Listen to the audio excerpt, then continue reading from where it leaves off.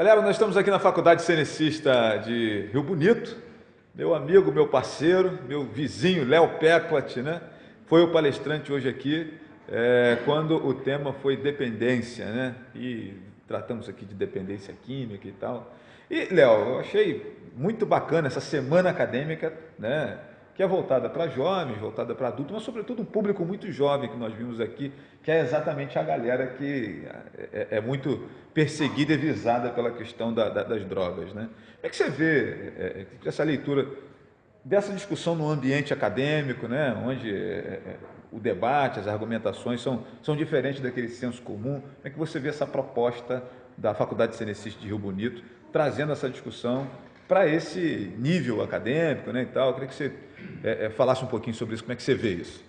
Nós só temos, Flávio, a parabenizar essa iniciativa, né? A sensibilidade das gestoras aqui, da Juliana, da Fabiana, é impressionante, porque elas saem um pouco desse foco acadêmico, somente do conteúdo da disciplina, e se voltam para essa temática social, que no fundo toca diretamente, porque quanto mais tivermos cidadãos conscientes, sóbrios, equilibrados, teremos profissionais melhores, estudantes melhores e assim vai, né?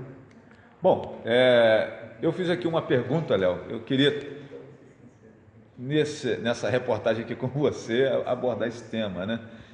Eu fiz uma colocação de que a dependência química é tratada como doença, entretanto, nós não vemos, assim, nessa parte de benefício, de aposentadoria, ela sendo olhada, né, por esse viés, né? Eu, por exemplo, trabalhei no Hospital Colônia, trabalhei em várias clínicas psiquiátricas, né?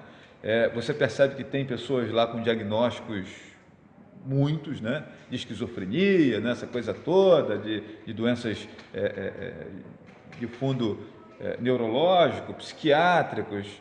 Mas o que se percebe, na minha grande opinião, né, se existisse um entendimento por parte das empresas de que aquele colaborador, aquele profissional, ele está com a dependência química, ele, assim como o cara que tem uma outra doença qualquer, a diabetes, a pressão alta, a hérnia de disco, ele é afastado por um tempo para esse tratamento, depois ele retorna, né?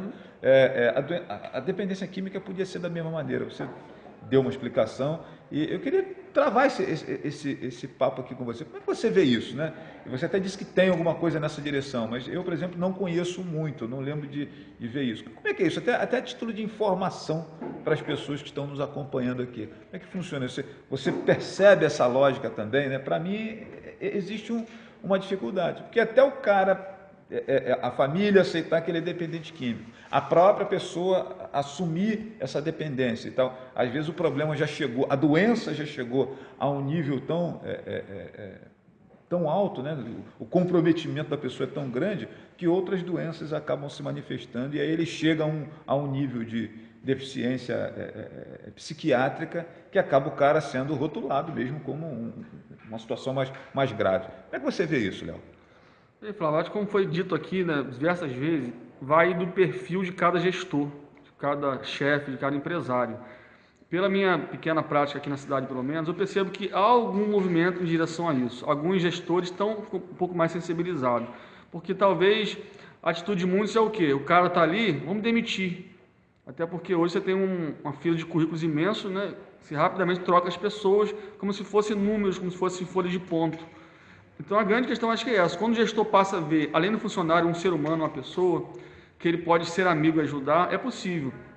Então, essa possibilidade de ele convidar o servidor dele a um tratamento. De repente, Flávio, no primeiro momento, dependendo do grau, como você falou, nem precisa se afastar do trabalho.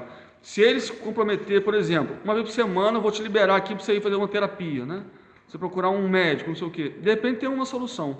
Agora, no caso mais drástico, que a pessoa está realmente muito comprometida, que está afetando diretamente a sua função, aí sim vale a pena, né, partir para uma internação talvez. E como eu falei aqui no nosso bate-papo, ao se internar numa clínica de recuperação, existe a possibilidade sim real do benefício pelo governo. Bom, ao se internar, né? Léo está trazendo aqui um dado técnico, né? Mas a minha proposta é avançar um pouco mais. Acho que a empresa às vezes não tem condições de ficar com essa pessoa, com esse tipo de de doença, né? Vale lembrar aqui que isso que eu estou falando aqui não é nenhum preconceito em relação à questão da droga, é uma doença. Estou olhando aqui com uma doença como se fosse uma hérnia de disco, como se fosse uma pneumonia, uma tuberculose, doenças outras que, quando a pessoa está cometida, ele é afastado, ele fica em benefício, faz uma perícia. Penso que a coisa pode ser dessa maneira também, porque às vezes o profissional acaba comprometendo a produção daquela empresa, digamos assim. E o cara, por mais humano que ele seja, ele não está ali para fazer filantropia, né? Nós vivemos num mundo capitalista, apesar do nosso humanismo e tal. E assim, eu acho que a gente precisa, Léo, travar essa discussão. É claro que esse nosso papo aqui não vai resolver isso, mas precisamos trazer essa discussão, né? É mais ou menos por aí. As igrejas fazem sua parte, o Estado, as ONGs, pessoas como o Léo, que tem um trabalho, independente do trabalho dele na Secretaria de Prevenção à Dependência Química, né?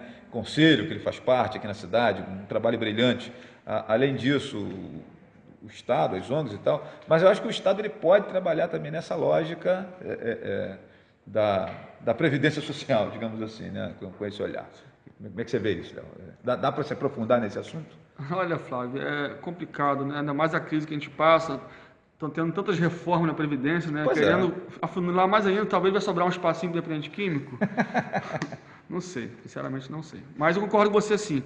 Deveria ter um olhar mais de perto. Pois é, afinal de contas é uma doença, né? Porque, no meu ver, esse papo de doença com a dependência química é meio que para inglês ver ainda, né? A gente precisa olhar isso mais realmente como uma doença. Fica aqui a discussão, fica aqui a nossa proposta. Você que está acompanhando essa reportagem, debata em casa com sua família, com seus amigos e tal. Vamos esquecer um pouquinho Dilma e Temer, né? E vamos falar dessas questões que também são importantes, né? Léo, mais uma vez, agradecer você aqui pela atenção, cumprimentar pelo trabalho, pelo livro, né?